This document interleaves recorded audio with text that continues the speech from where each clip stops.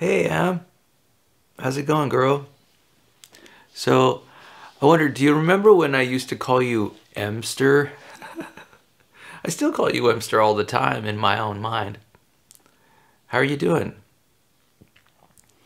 So, today is the 24th of September, 2018, and it's also one of the first days of fall. Welcome to fall! It's autumn. We just had the autumnal equinox.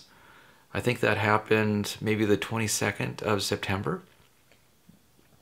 And so, if things seem cooler around here, in town, you see or feel a slight chill in the air, it's because it's the fall season now.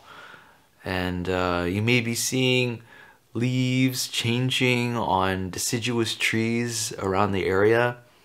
And you might also be seeing Halloween lights turning up around people's homes. I know I've seen that in a few homes around me where I live here in Lompoc. And I've also been wearing my jacket more often and wearing sweaters more often. And in fact, I've been thinking about getting a new jacket or even a couple jackets. A funny story, last weekend I lost my jacket and it was found in a lost and found at Yoga Soup, a yoga studio down in Santa Barbara.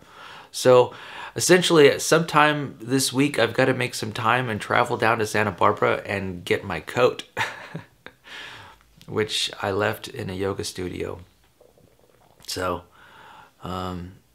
thankfully I've got some backup coats, and but I'm still looking for. I'm thinking about buying a new coat because the coat I've got, I've had it for about 1.5 years, and I've been wearing it nearly every day, and I've got this idea that I want, from my fashion standpoint, I want to widen out my sort of coat selection.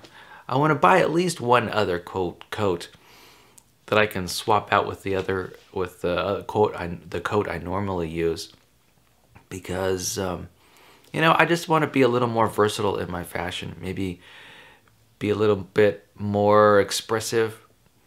And so I'm thinking about places where I could buy a coat jacket. Maybe I don't know. Maybe I'll go to Macy's and see if I can find a coat somewhere. Anyway, I'm happy that it's fall. I'm looking forward to the holiday season, Halloween, Thanksgiving, Christmas. I'm also looking to having some time off these next few months. I think it'll be nice for me.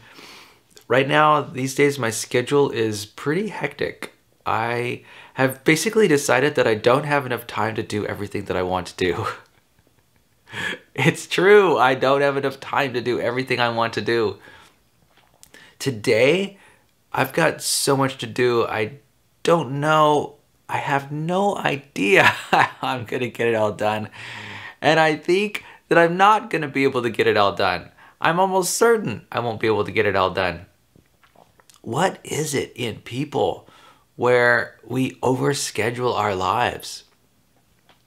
What is it? Why do we do that? I think it's that we want things, we hope for things, and we just pile on the schedules just to try to fit as many things as we can into our day, so that we can achieve the goals and maintain the values that we want to maintain. It's funny. The thing about it is action works, right? That's how life is organized and improved, by action, by behavior quite often. It's about taking action, making improvements, and there's only so much time in the day. Now, that's not to say that relaxation time isn't valuable, because it's definitely valuable. It's needed. People need to step away and relax a little bit. And you know, but you know what? There's just something powerful about taking action. That is sort of like the basis for all change, right? Taking action. Now, yeah, so I've been taking a lot of action lately. I want to take more action. Personally, if I could take twice as much action as I'm taking right now, that would be great. I just need to get focused enough to take that action. I think that this is a common problem. This whole idea of, taking time out, being focused, being self-disciplined to get things done the way you want things to get done. That's the human dilemma, right? The human problem. How do we do that? How do we train ourselves to become more effective and more productive in the world so that we can achieve more values and we can get what we want and experience more enjoyment? It also has to do with sort of, I make commitments with people, and I want to follow through with those commitments. And I make a lot of commitments, and sometimes I've got these overlapping commitments where there's value conflicts. I want to preserve this value, say relaxation, but I also want to spend time with this friend. And so there's always like values conflict. Say the value of relaxation versus the value of connection. I want both. I want to relax and recreate, and I want to connect with people. And so how do I reconcile these two values, which are in conflict?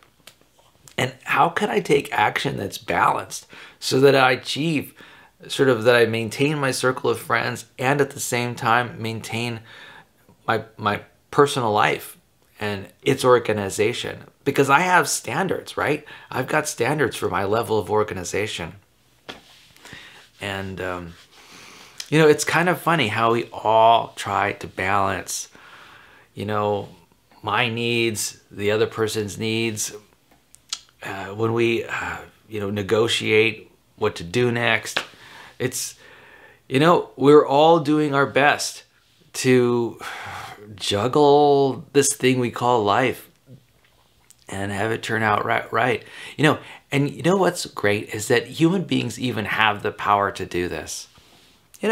Animals like rabbits and birds and deer and fish, I'm sure they do that kind of thing all the time. But human beings, we have the ability to be ultra sophisticated about it. Now, there are people who plan their days using Excel spreadsheets and calendars and to-do lists, and we're always planning and we're so purposeful. And it's remarkable how different we humans organize our lives compared to other animals and how they organize their lives. Like I had dogs growing up throughout my youth.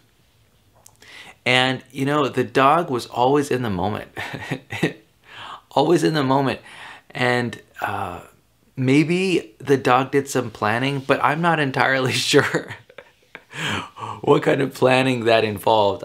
That planning may have only been planning to plan for the future over the next 5 minutes or 10 minutes or maybe 20 minutes.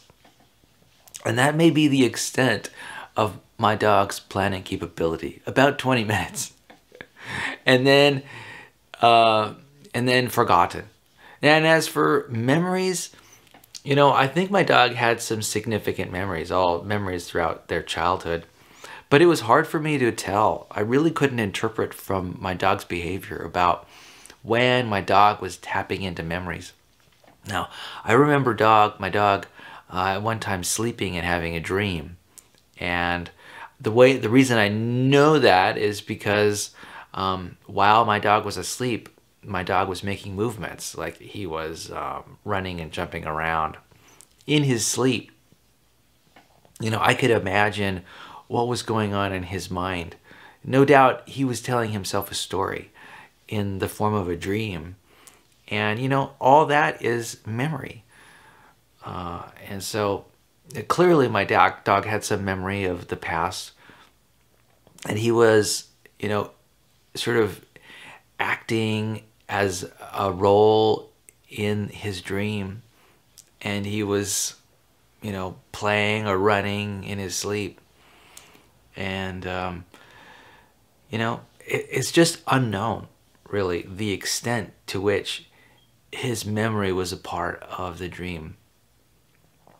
So, you know, I really admire animals for that purpose, for that reason. You know, they're really in the moment, and they don't let problems about thinking about the future or thinking about the past bother them too much. But that comes at a cost, right? They don't have the ability to plan long-term plans like humans do. Humans can plan 20 years into the future, 40 years into the future, and longer. We can plan generations into the future, hundreds of years in the future, even thousands of years in the future, humans can plan. And we can also reach back in our past, in our memories, through our entire lifetimes, you know, the things that were significant anyway. So we have this an incredible range. It's an incredible breadth of understanding and planning ability, where we can look to the future and then we can look to the distant past. And then, in fact, I have had a friend in middle school. Remember, I was in middle school. You know, I was like in 6th grade, and I had a friend. And one day we were having lunch together, or no, we were in the library together, and we were just studying together for a class that we had. And he started crying suddenly. And I asked him, why did he start crying? And I think he was reading a book about Vikings or something like that. And he found, by talking to his parents, that his ancestors were Vikings. And he was reading about Vikings. And what he was reading was that Vikings were warlike and courageous, sailing on the sea. And in his mind, he thought that he had to be like a Viking, that he had to be on a battlefield somewhere, and he had to be exploring on a ship, exploring the ocean. And he felt, you know, for him, it was very personal. This knowledge about him having Viking ancestry, to him, meant that that's who he was. And now you have to realize the Vikings did their thing hundreds of years ago, maybe even thousands of years ago, right? And so this young man was taking what he knew about his ancestors 1,000 years ago and applying meaning to his life in the present, and also creating requirements for his behavior, and, you know, basically obligations. It was almost as if he had a responsibility to fulfill his ancestors' life ways of, you know, being, you know, warlike explorers. Or at least that was his understanding at the time. And he took it seriously, so seriously that he was crying in the library because of it. You know, human beings, you know, it's really striking how we can take seriously these ideas about the distant past and distant future, and how they affect us today in the present. And it's really striking. It's like, wow, you know, our human minds are amazing. You know, what it means too is our lives are so filled with content. They are content rich. You know, every moment of every day, I'm integrating plans I have for the future and understanding I have in the past, and integrating each of those things, each of those ideas in my life, in the moment, every moment of my life. So I've got these layers of interpretation, these layers of richness as I move through my life moment to moment. You know, it's remarkable. It's like this whole span of time is compressed in a moment. And wow, human beings are amazing. And how lucky are we to have such rich lives where it's not just the past and the present and the future all combined into each moment. It's, I mean, that richness, the subtlety, the parallels, the layers in every single moment. You know, even one moment of our lives, we might spend hours and hours deconstructing it with others. You know, this is partly what I think what makes relationships so challenging. You know, when person A has a conversation with person B, person A and person B are conversing one-on-one, face-to-face, but they're doing it each with this rich tapestry behind them of all what their future needs are and what their past needs were and their understanding and the meanings created in their past, and then their recognition about the present. There's so much going on in conversations between two people. Honestly, I don't even know how relations happen. How do relationships happen? When there's so, and what's also amazing is there's so much ambiguity, right? Because there's so much richness and our conversation methods are so limited, right? We can't convey all that we're feeling and needing all at once to another person in a conversation. All we have are the words that we exchange between us, right? And these words, even the words are rich with all kinds of meanings and metaphors and dual meanings. How do we even convey information between two people? How is that even possible? Because, you know, we've got the words that we're exchanging. We're exchanging meaning according to nonverbal behaviors. And you know what? And those nonverbal behaviors are also inscrutable.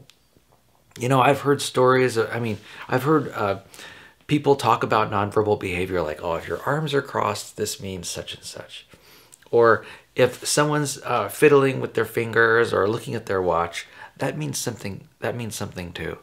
You know, these are all nonverbal behaviors, looking at your watch, fiddling with your fingers. And, you know, so in real time, when two people communicate, they're observing each other's nonverbal behaviors and interpreting those nonverbal behaviors. Yeah, if I'm in a conversation, I look at my watch, the other person might interpret that as an interest in time. And maybe they're late for an appointment. And so what that person does, who's interpreting the nonverbal behavior, is that they're making up a story about the other person's nonverbal behavior. But they're just making it up. They have to check.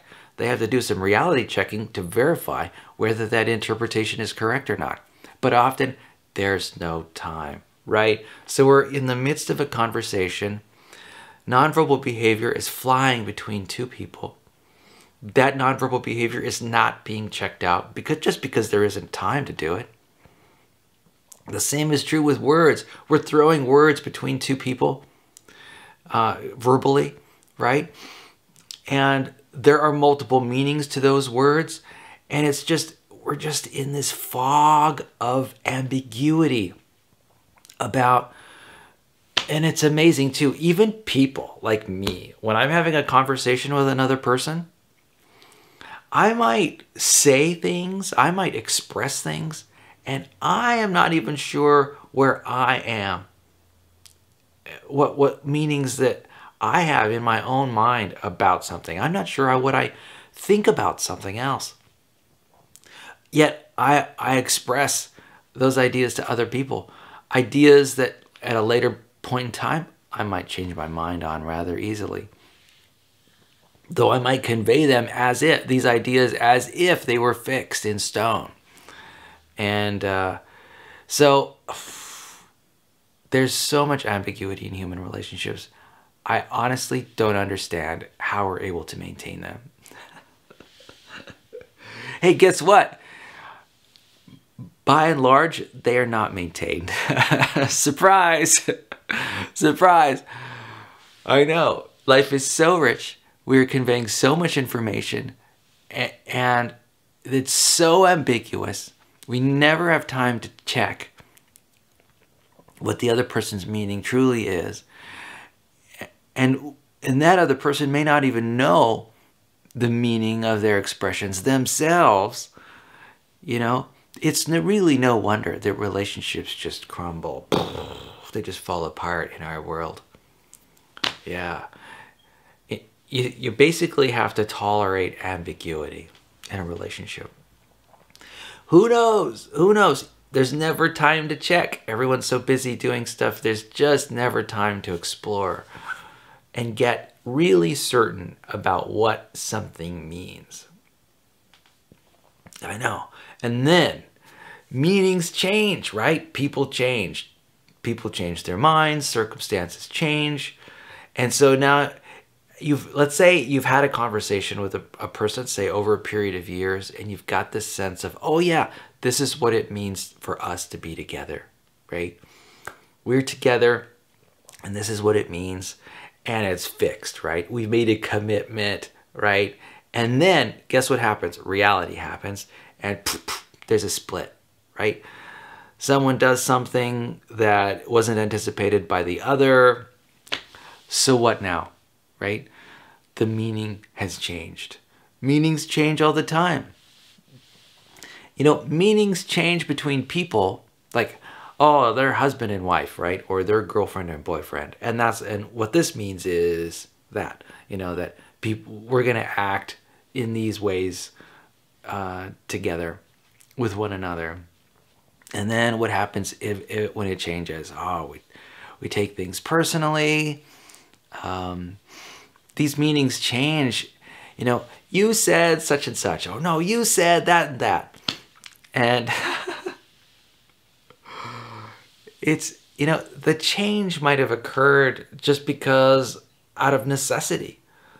The thing about reality is that changes happen. Like volcanoes, for example, erupt, and that causes a need for emergency evacuations, and people split, right?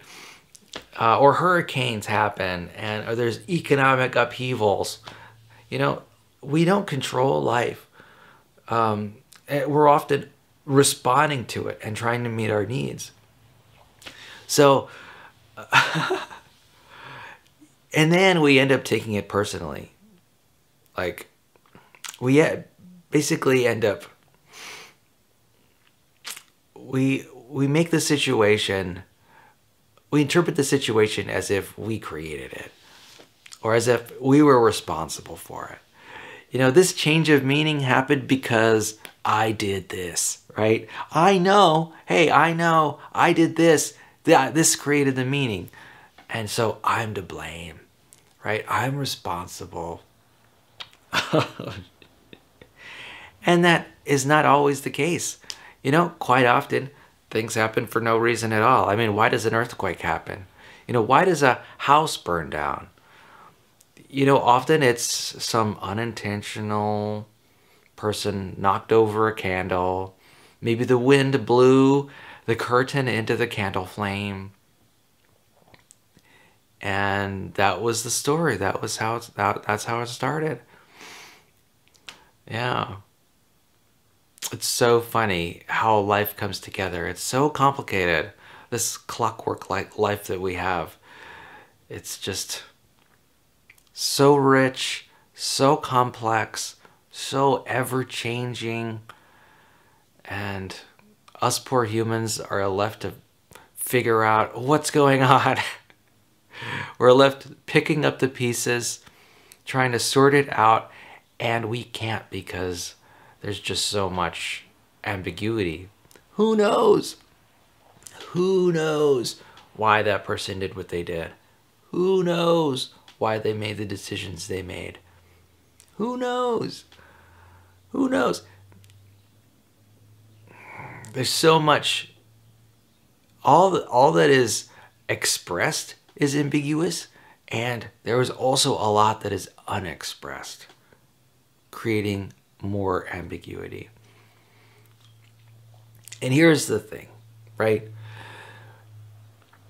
This gets into this idea that everything is projection. We quite often, when we have a gap of knowledge, when we don't know what's happening, what we'll do is that we'll imagine the worst that could happen and interpret that gap of information. You know, we'll just inject. What's the worst that could be the case? What's the worst that could happen? What's the worst that they could believe about us or believe about me? Oh, that would be the worst. And that we assign meaning to that gap we just inject the worst, our worst ideas. What could possibly be the worst thing that this person could think about me? And then then we tell ourselves we're certain about it. Like, oh, that's what must have happened, you know? Oh my gosh. Things are so ambiguous. You know, we create the meaning that, and we cast that meaning onto our external situation, you know? And so that's how people create their inner hell, right? Their own unique individual hell. Your greatest fears, your greatest worries, the things that make you the most angry, what you do is what everybody does, is that from the ambiguous canvas that's in front of you, let's just, oh, the worst thing is that. This is the idea that triggers me the most. Oh, let's paint it all onto my external reality. It just happened again, right? So we torture ourselves with these ideas of the worst that could possibly be, and we paint it on our external reality. And so it's always present. Wow. We're all in our internal hell all the time. Oh my gosh. You know, this is the human condition. The human condition. Living in a world of uncertainty and then overlaying our worst fears on that our ambiguous external situation. And then we wonder, why is life so hard? Why am I experiencing so much emotional pain? Oh, I did it to myself. I'm always doing it to myself. So isn't that funny? Man. Well, I've really made a lot out of that, haven't I? So let's move along to our very first program for today, and that is reading a little bit from the Peaceful Living book by Mary Mackenzie. So today's the September 24th, Monday, and let me just begin. So the passage, this section begins with a quote, and I'll read the quote. It says, "That kind of life is most happy, which affords us most opportunities of gaining our esteem." Samuel Johnson. I'll say that again. The quote is, "That kind of life is most happy, which affords us most opportunities of gaining our esteem." I'm not sure I quite understand that quote. Let's see what Mary Mackenzie's interpretation is. Her passage begins with the subtitle, "Forget About Being Nice." Okay, let's hear what Mary Mackenzie has to say about that. "Nonviolent communication does not teach people to be nice. On the contrary, we empower others to ask for what they want in ways that are more likely to be heard and respected. I used to have an image in my head of what nice looked like. It was saying, 'Okay,' through clenched teeth." Oh boy. To me, nice meant doing what someone else wanted at my expense. I thought I should be nice. Yeah. How many times have we thought that we should be nice, that we ought to be nice? You know, it's a struggle. So, indeed, I believe that if I didn't consider your needs to be more important than mine, I was being selfish. Now, I think it is selfish. Now, I think it is selfish not to consider my own needs.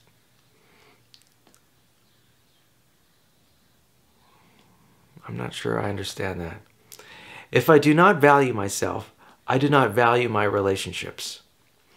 It is impossible for two people to enjoy a relationship if one of them is miserable. So forget about being nice. Instead, consider connecting to the needs of everyone you are in relationship with. Do this to meet your own needs for respect, love, connection, and intimacy. And the thought for the day here is, be aware today of how your relationships suffer when you are not present for yourself. Beautiful. I like that idea. You know, what I really like this idea is, she says, indeed, I believe that if I didn't consider your needs to be more important than mine, I was being selfish. You know, that's an interesting point. How do we balance another person's needs with our needs? You know? Other people have needs. They may have made requests on us to help them on some matter. And we have needs too. We make requests of ourselves to take action to fulfill those needs and to meet them. So how do we balance this? There's the needs of other people and then our needs. These are two ways in which draw our energy, draw our time. And so how can we balance all that? How can we meet other people's needs and meet our own needs and do so in a way that's reasonable, right? You know, it really, I don't know if there's any one answer to this. This is something that I continually negotiate myself. Thankfully, you know, the people I know that are in my life don't happen to have a lot of needs that I'm aware of. They tend to hide their needs, you know. Occasionally they'll let them be known. But I think in general, people do try to take care of their own needs and meet them without the help of others. I would say that that's true 80% of the time. Now, also another 20% of the time, people are asking for me to meet their needs. And they're asking for me to expend my energy, expend time and money to help support them. So what do I say yes to and what do I say no to? You know, this is a really challenging question. You know, even if I just consider myself, you know, I personally have a whole spectrum of needs, right? And, you know, they boil down to things like brushing my teeth and eating and drinking food and, you know, cleanliness and organization and shelter and clothing and work and things like this. I have a number of needs. And, you know, how do I decide which needs deserve to be met or unmet or leave unmet? You know, I'm not entirely sure how I do it. You know, quite often what happens is that I receive from my body impulses about maybe I'm too cold or my body's too hot. And I make adjustments in the moment to make myself comfortable by, say, adding clothes or subtracting clothes. You know, and why am I meeting those needs and not others, say, in the moment? I have needs for connection. You know, when do I decide to stand up, walk out my living room door and go meet other people? You know, these decisions that I make are often quite spontaneous. When people make requests of me through email or text or verbal requests, you know, really in the moment, I'm spontaneously deciding about whether or not to support that person's request. Maybe I'm at the grocery store in line at the cash register and they're asking me whether I want to contribute to help the homeless in a fund drive. How do I decide whether to make that contribution or not? I'm really not sure how I do it.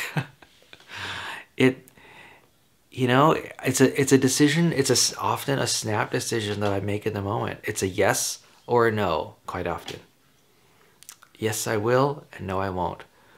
And, how do I decide when I say no?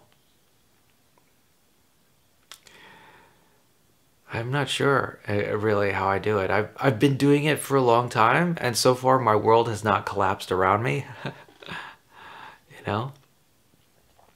Theoretically, I could continuously be working to, say, help fund the Alzheimer's programs that support people with Alzheimer's. I mean, theoretically, I could devote 100% of my life energy to finding a cure for Alzheimer's. And I just threw the idea of Alzheimer's up as a random idea.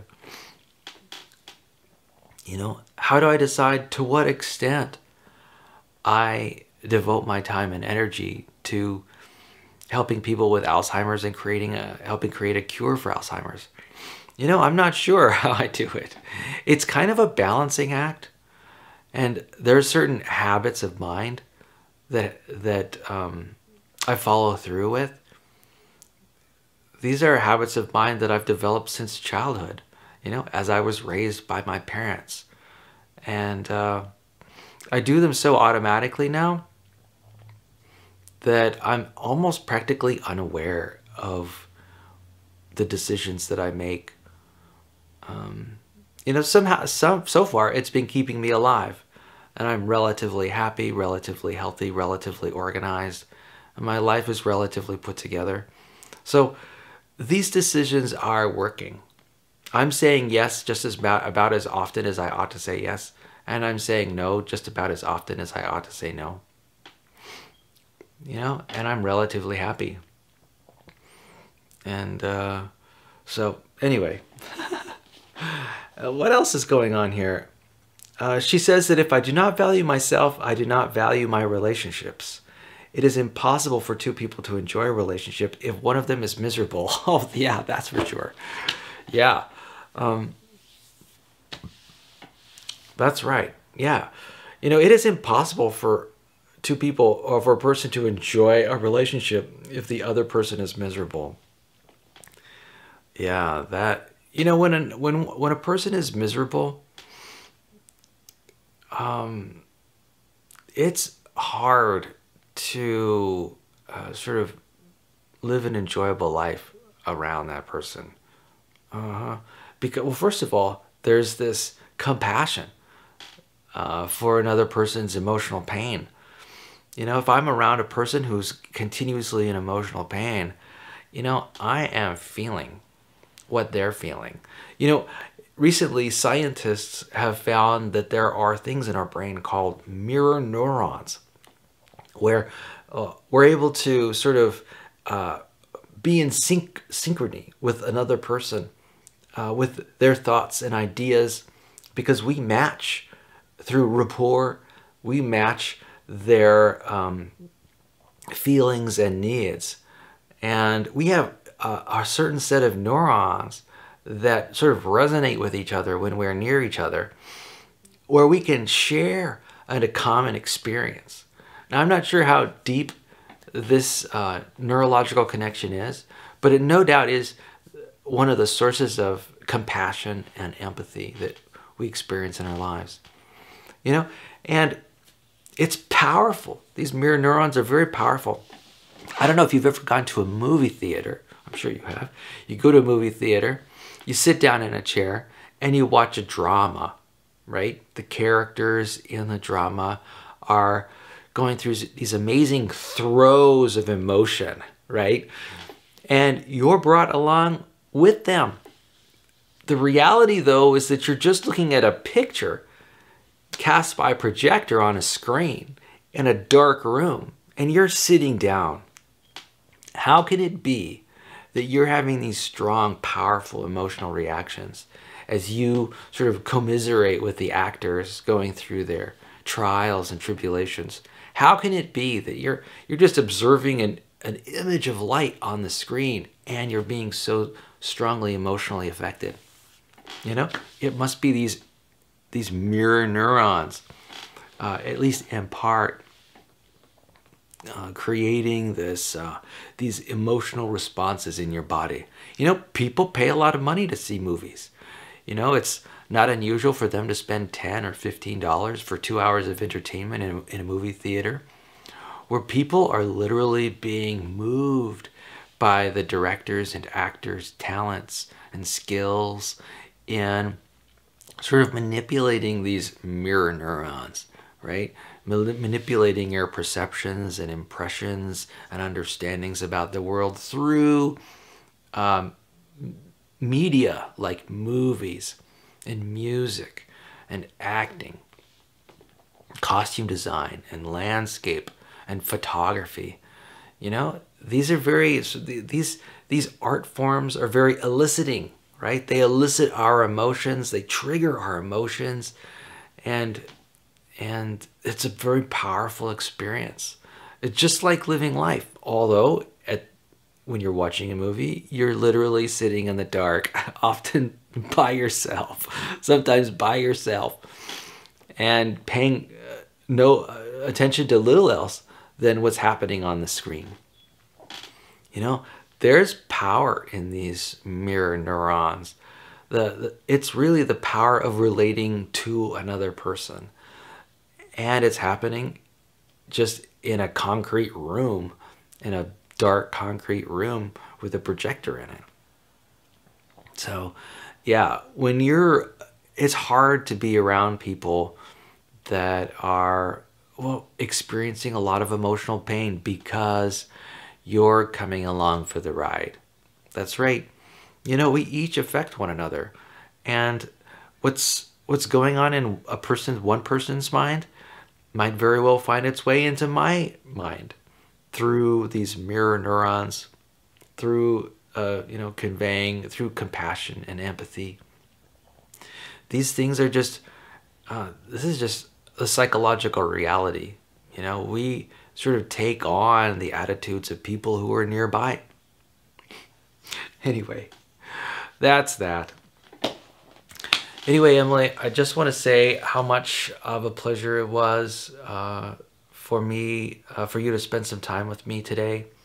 Thank you very much for being a part of my life and, you know, bearing with me during this period of separation. I have a feeling it'll only be brief. That, you know, I have an eye towards the future and our long-term connection. And I'm really quite hopeful that we'll be able to live lives that are closer and more connected. And certainly over time, as we get to know each other better. And so I'm really hopeful and optimistic and trusting that that will happen. And, you know, in the meantime, I think what I'll do is I'll just try to make the best out of what we have together. Yeah. And I'll try to do as little taking personally anything that's going on.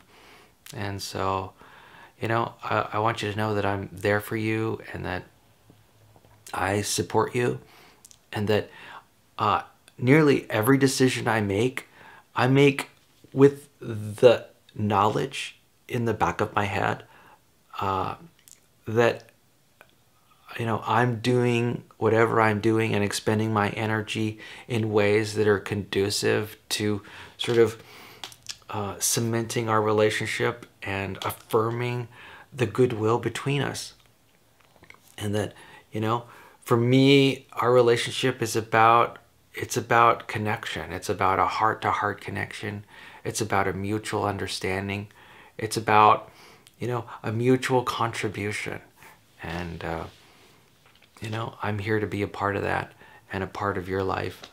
And, you know, that's just what it's about. All right? I'm committed to you and to us as a father-son, father-daughter pair. I don't know. I don't know how else to say it. So I hope you have a wonderful day today. Happy fall. And I hope you have a wonderful week. And good luck on any exams that you might be having in school. And I'll talk to you later. Okay? Bye-bye. Peace.